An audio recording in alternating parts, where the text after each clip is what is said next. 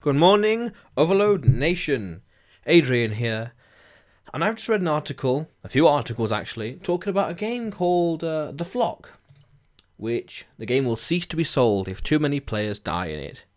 So it's a multiplayer game, asymmetrical multiplayer game where you are like sentinels with light, and you have to, I think, shine the light on some alien or some enemy kind of faction or race or something of the sort, or species that other players control, and if too many players die, the game essentially becomes unplayable or certainly unsellable. So every time one player kills another player, there's like a pool or a limit of how many players can die. So each time you kill someone, it reduces by 1 until it reaches 0, and then the game is like either closed off or can't be sold or totally unplayable after that. Now, and frankly, this is a really cool concept, really different, really original. So original, it's on like so many different websites talking about this game or that game, and it's like, wow, either the best or worst idea according to one article.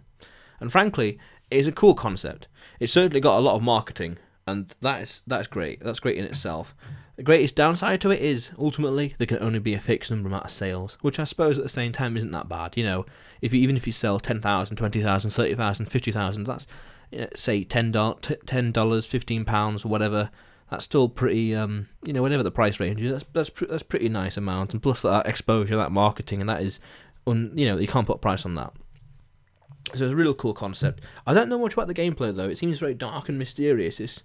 There's a closed alpha gameplay trailer, but it's just very dark, mysterious, like aliens and like some underground kind of, not steampunk-esque, but this metallic, not dungeon, this metallic area, and just, I don't know, there's not much to it by the look of it.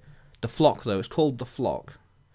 But this is an interesting concept overall, and it will be interesting to see how well this game performs, like sales-wise, how the game actually is from a gameplay perspective side, and reviews and such, and also to see if this inspires other ideas about kind of expiration dates or limit to how many players die or stuff like that, because that data is out there.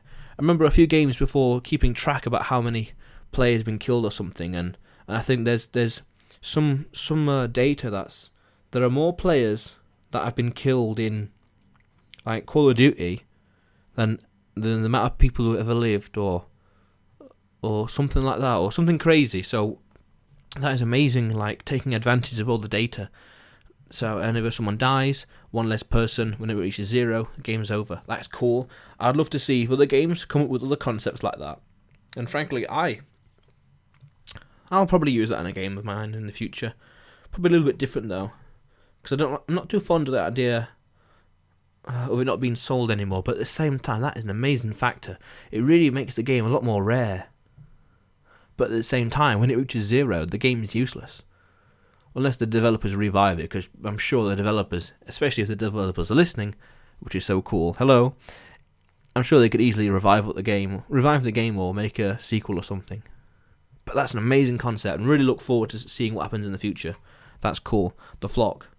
What do you think, Overload Nation? Any questions, comments or queries? Subscribe if you haven't already. More videos to come.